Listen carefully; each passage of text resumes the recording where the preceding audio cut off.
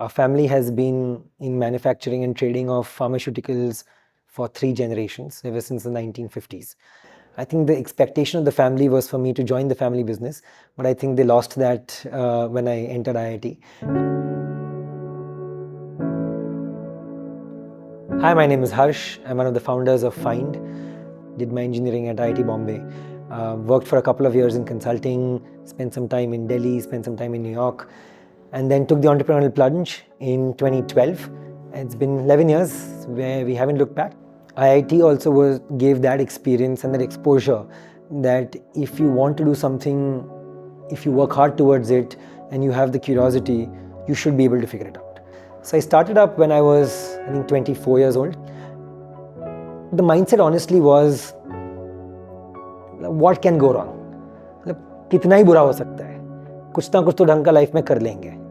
So ये भी try करके देख लेंगे, क्या होएगा. 40-50 साल का करियर है, उसमें 1 and 2 years if we go down this route and things doesn't work out, it's okay, I'm sure we'll figure out something. So I think that was the base confidence or rashness that someone might think, which allowed us to not think too much about it and take that plunge. Because the manufacturing was the family business, there was a very large focus towards engineering. So there was always an education component even when you were looking at a family business. So from a very early age, they would push me to do elocution, to do quiz, to go into cricket, to do chess, this, that, everything. I think it's supremely critical to have built range in an individual. Right? We talk about how there is the age of specialization in terms of the work that you do, and there is a premium towards how specialized you are. And while I think that is absolutely correct, but for an entrepreneur, what is supremely important is to have that range. So remember, this is first standard. I had just received my second term exams, in which in my maths paper I had lost 2 marks because of a silly mistake. And I remember my mother was scolding me that you're making such silly mistakes, why did you lose 2 marks? And my chachi was sitting next to us, and she just told my mom that, अरे तो क्या हुआ इसमें, पर ये gymnastics भी करता है, ये भी तो करता है, वो भी तो करता है. So that kind of gave me that excuse to say कि करेक्ट, कोई बात नहीं, बहुत कुछ करेंगे अपन लाइफ में, ये 1-2 में ऊपर नीचे होएगा तो चलता रहेगा. I think the 4 years was completely transformational, and I think that's true not just for an IIT, but I think anyone who goes through a campus program, a campus residency program, especially at an undergraduate level, you can see that change in that person. I think those 4 years, I ensured that at least the first 2 years, I got involved in everything. Right? And that of course took a toll on my academics, but I was okay going back to my chachi's comment from when I was 6 years old. I think I was okay till an extent, till a senior came and sort of sat me down and said, listen, you cannot get a 6.3 in your first semester. This cannot work, this cannot do well, so you better figure out a way to do this. But I think going from first year to fourth year, where you did everything from debating, quizzing, some amount of sports that we played, to ECEL, Mood Indigo, I didn't do much Tech Fest, you did Tech Fest. Year by year identifying what are those few things that you are really interested in, and then doing those well along with balancing academics, internships. And I think one interesting bit that I understood from the 4 years of IIT, a lot of people get focused on maximizing the peaks of their life. I think what I learned is you need to maximize the area under your life curve and not necessarily just the peaks. And the ability that you can play an interesting role across multiple domains is the only way in which you're going to be maximizing the area under that curve. This again comes from the family background that we have. I think the way humanity has progressed, it's very difficult for one person to do everything well. And hence the ability to stand on a network, which you can use as a foundation to put your own step on top of it, becomes very important. And hence I think when you think about your role in this world is to push the boundaries of humanity with your strength and by how much you can do, you need to stand on top of giants, and you need to stand up on top of a network to then pull it up ahead. I think the college fest, irrespective of what the fest is, understanding the base motivation of people, doing something where no one's experienced with what they have to do, learning that at the age of 21, 22, in a very individualistic structure of an engineering college was an eye-opener. The earliest thing that we used to do at Fynd, when we sat for our 6-month review cycles, we would not just review what have you done for the company, but we would also ask you to write down 3-4 things in your personal life that you want to achieve in the next 6 months. It made people believe that we are here not to extract your knowledge so that we can build what we want to build, but to have you contribute completely towards how we want to build it. And I think understanding that motivation, specifically taking that out in terms of what you want to do in your personal life and marrying that with the demands of the role, the demands of the organization, helped us a lot. So when we started the company, what we zeroed in on was a problem statement that technology adoption in retail environments is very, very backward as opposed to the adoption by the consumer who's walking into that store. So you could see that consumers had picked up the ways of e-commerce, but stores were still in that zone of denial. And the way retail organizations are structured, technology is not in their DNA. It's very difficult for them to attract top technology talent to come and build things for them. So we realized that there is a lot of opportunity in doing technology for retail. We thought we knew what it was. And so we tried something. But the one thing that still stayed with us is technology for retail. The problem that there is a need for technology in retail has helped us get to wherever we are. So the other mindset that we developed with Fynd is none of the founders had a 5-year plan.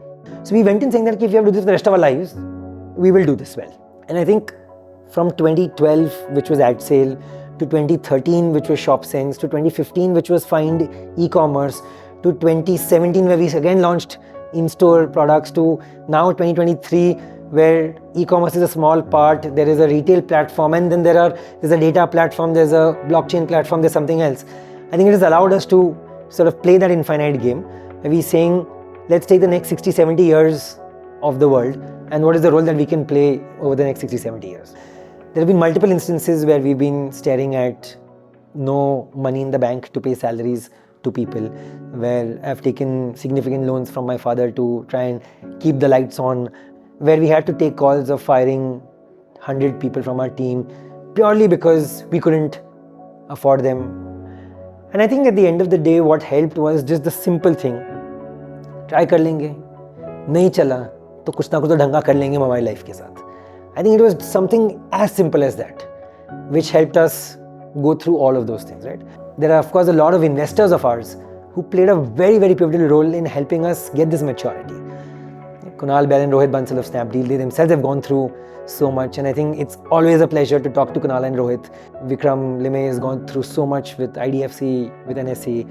Shah, who was our main investor, with his family business, with Onida, with his multiple investment firms, with his multiple portfolio companies, he's gone through so much. I think it just came down saying, you guys are good people who have a commitment to be curious and be competent. तुम life में ढंग का कुछ ना कुछ कर लोगे. So, 2015, we pivoted from our B2B business to a B2C business. I think we underestimated the amount of capital it will take to build a B2C business. And by the way, I don't think that has changed even today, 8 years down the line. It still takes a tremendous amount of capital to build that business. So 2017, we reached out to Google to say, hey, we want to integrate into your platforms because we've got access to store inventory very well. So we ended up working with Google, where Google invested capital in 2018 in the company. But we understood the potential of a large strategic platform that can bring value to a company like us. In 2018, Reliance reached out to us, and the way it happened is my neighbor was actually part of the Gen Next Ventures incubator. And my neighbor invited me and said, hey, I need to talk to these companies on some tips and tricks for marketing. So I told him, let me talk about the mistakes we made. Let me talk about the discipline that a founder needs to have. Let me talk about how you build an organism-driven organization. And at the end of the month, the one who runs that incubator sends out a monthly email to Mr. Ambani, says कि हमने ये महीने में ये किया Gen Next incubator में. So he sent that email to Mr. Ambani at the end of that month कि हमने ये किया था. Harsh from Fynd came and gave this presentation on founder discipline, mindset and organization, culture, structure, behavior जो भी हो. And Mr. Ambani told him कि ये तो अच्छा लग रहा है, बुलाओ लड़के लोग को. So we first met him and his team, Mr. Manoj Modi and the rest of the Reliance leadership there. When we met the meeting, they said, So we know what you do, and we saw your presentation. I have sent it to my whole leadership team. तुम लोग retail में कुछ अच्छा काम कर रहे हो, तो यार मतलब we want to do something with you.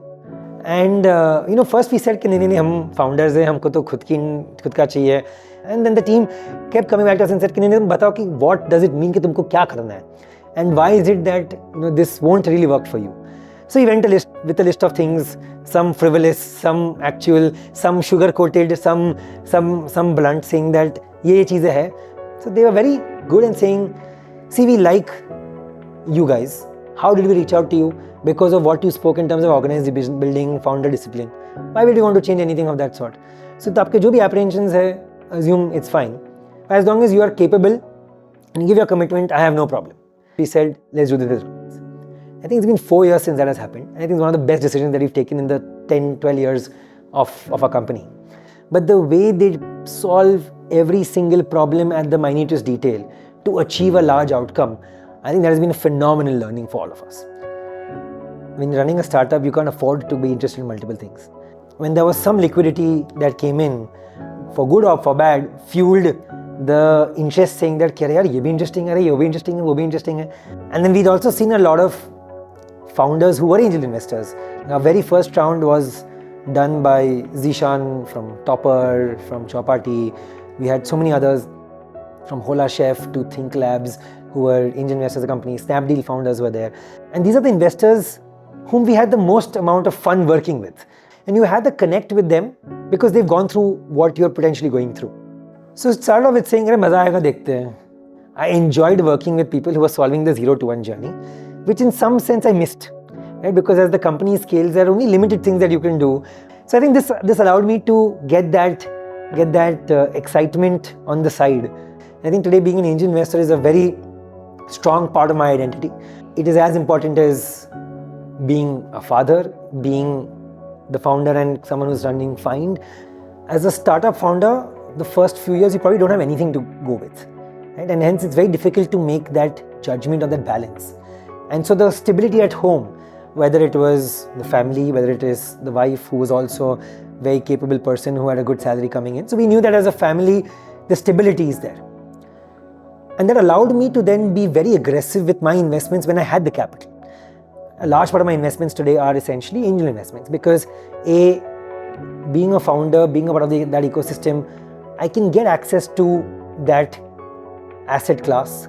And I think once you build a stable flow of capital that's coming in, then you can start looking at pushing and being a little bit more aggressive. My portfolio, of course, today has a lot of risky investments, but it's built on the back of some stable cash flows. So it's very important to build that stable income or that stable financial foundation on which then you can do. I think it then allows you to then play a larger game with the mindset that this stable is taken care of. When I first heard the concept of stable money, I think I could see how that is an important part of my overall investment philosophy going forward, right? Where you have some risky investments that you've taken either on the angel investment side, some on the equity public market side, some on the more risky debt side. And it was important for any individual to start also having a part of your portfolio in a stable instrument which can give you that cash flow, which can give you that foundation and allow you to be more aggressive. A customer of our generation who's now looking to let their capital work for themselves and to generate returns of their capital, there was nothing that sort of spoke to them in their language. And I think that was refreshing to see when we first spoke about the idea of stable money.